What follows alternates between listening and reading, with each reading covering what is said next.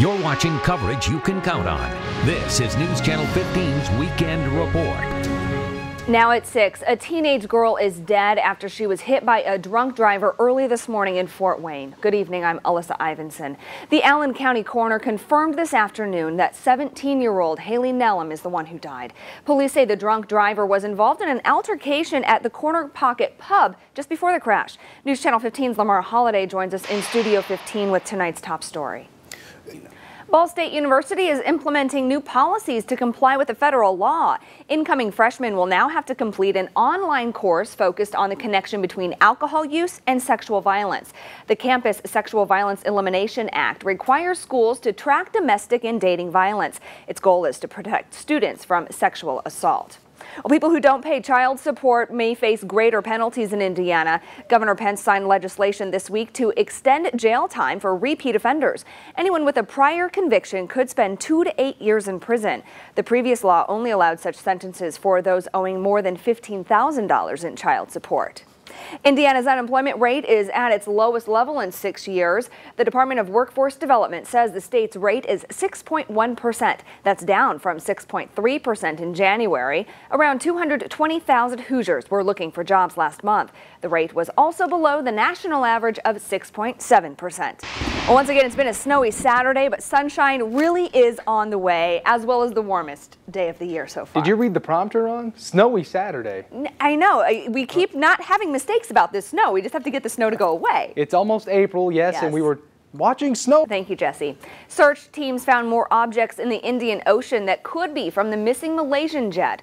A Chinese search team recovered an object floating in the southern Indian Ocean, but it turned out to be garbage. Another Chinese military aircraft spotted 3 objects, 2 of which were the same colors as the missing jet, but there's no confirmation any of the debris actually came from the plane. Flight 370 has now been missing for 3 weeks. U.S. Navy equipment that can pick up pings from the plane's black boxes will be loaded on an Australian naval ship tonight. That ship will then depart from Perth. It's been 1 week since a mudslide ripped through a whole town in Washington state. 15 million cubic yards of quicksand-like mud destroyed nearly 50 homes and everything else in its path last Saturday. The death count is still at 17, but at least 90 people are still unaccounted for. Rescuers are dealing with more bad weather as they continue to search for victims. They have to rest every 4 hours to prevent hypothermia. Shouldn't have to see. Crews started building a road today, hoping to cut through the slide area so they can get from one side to the other. Right now, they have to drive around the slide, and that takes about an hour and a half. Well, more than 1,000 IPFW students are giving up their weekend for a good cause. More than 50 good causes, to be exact. We'll tell you why when your #1 weekend news returns. You Can Count On continues with Alyssa Ivinson. April Fool's Day may still be a few days away, but that didn't stop folks from getting an early start on the celebrations. Foolhardy History is a trivia game put on by the History Center in Fort Wayne. The yearly tradition challenges people to identify unusual objects from the past. Pieces included an old vacuum cleaner and a jewelry box. Today's contest was part of the Downtown Improvement District's last Saturday's event. One of the biggest road shows in the Midwest is making a stop in the Summit City this weekend. The show is modeled after the outdoor market in Shipshewana. Event organizers say it offers something for everyone. For the first time. If you'd like to visit the show, it runs tomorrow from 10 to 5. Tickets are $4 for adults. Kids 12 and under get in for free. More than 1,000 IPFW students spent their Saturday volunteering with more than 50 organizations. The big event is a day full of community service projects across the Summit City. Locations included the Boys and Girls Club and the Rescue Mission. Event organizers say today's work is a way to say thank you to the community. The big event started 25 years ago at Texas A&M. So far, IPFW is the only Indiana college to host the service day. Okay, Jesse. Promise me one of these days the snow really will go away. I've told you, sometime in August. I promise. Just in time for next winter. I promise. The snow will go away. Somewhere around there. I can assure you that some. Have to make a lot of excuses maybe to eat lunch outside or run a couple extra errands. Just get out and enjoy those 60 degrees. Take a sick day. No, not unless you're actually sick, Jesse Huila. I'm not being a bad influence. It's good for people's morale to get out, and they'll just get happy. The sun will be good. Yeah. Luckily, it's my Saturday, so I'll be off. Very good. Enjoy it. Thanks, Jesse. Well, some folks were buying peanuts and Cracker Jacks at Parkview Field today. It's tradition that the Saturday before the season opener, the ballpark holds an open house. Mother Nature may have turned the field white, but lots of people still came to get in the baseball spirit. There were guided tours through the suite level, team locker rooms, and the dugout. All the concession stands were also open with half-price food. One benefit of the open house is it's a good training day for new employees before the season starts. It's awesome. Opening night is this Thursday, April 3rd. First pitch is at 7:05. It's also Thirsty Thursday, and there will be fireworks after the game. Of course, as baseball starts, that means hoops have to end, and Randy's here with the last day of high school hoops. That's right. That means the official end of winter sports, and we saw that 7-day forecast. Spring weather, so hopefully the spring's still coming too. In fifth rounds. And Alyssa, one last note in hoops. The girls' basketball state finals haven't been played in Terre Haute the past 3 years, going back to Indianapolis at least for 1 year. They'll start next year. Okay. Thank you, Randy. One more look at your forecast is next.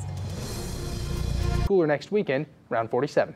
50s are better than 20s. About time. I know. Yeah, just have to stay optimistic. Thank you for watching the Weekend Report. We'll see you back here for Nightcast at 11. Nightcast. Good evening, I'm Alyssa Ivinson. We're learning more tonight about the Fort Wayne teenager killed by a drunk driver early this morning. She's 17-year-old Haley Nellam. Haley was a sophomore at Bishop Dwenger High School and, according to the school's website, was a guard on the varsity girls basketball team. The crash happened just after midnight at Stellhorn and Hobson Roads. Another driver ran a red light and hit Haley's car. She died at the scene from multiple blunt force traumas. Now, flowers and stuffed animals sit near the crash site as a small memorial. Now, police say the driver who caused this crash was speeding away from a shooting in a bar parking lot. 3 minutes before police were called to the fatal crash, officers were called to the Corner Pocket Pub. That's about a mile away from the crash site. News Channel 15's Lamar Holliday continues our coverage now and explains the chain of events leading up to the crash. People in Elkhart are helping some Cub Scouts who were victims of a theft. Officials say the former Cub master stole more than $5,000 from the pack. The boys sold popcorn all year to raise that money. Nicole Taylor was arrested earlier this month. Prosecutors say she spent the money on fast food. The funds were supposed to be used for new uniforms. So far, the community's donated more than $1,700 to help the Scouts. Search teams have located more objects in the Indian Ocean that could be from the missing Malaysian jet. Ships were trying to find the debris earlier today. CBS's Wendy Gillette has the latest developments from New York. The BBB Festival made its first ever appearance in the Fort Wayne festival scene. BBB stands for Beer, Bourbon, and Bacon. Several local radio stations sponsored the event. The sold-out festival featured beers and bourbons from across the country and bacon-themed foods from around the Summit City. Organizers say food and drink gatherings are a great way to get people downtown. The better.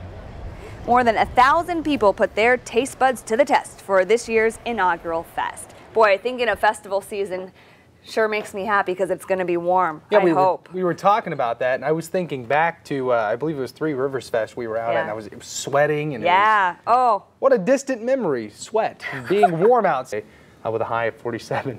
But at least the rain doesn't also come with a chance of snow mix in the morning and everything else. There is no snow in the 7-day forecast. Optimism. The glass is half full. Exactly. Thank you, Jesse. Up next, it's been 3 decades since Indianapolis became an NFL city. A look back at the last 30 years when your #1 weekend news returns. Today marks 30 years since the Colts moved to Indiana. Our sister station in Indianapolis took a look back at March 29th, 1984 and the many moments since. Wish TV's Dustin Grove has the story.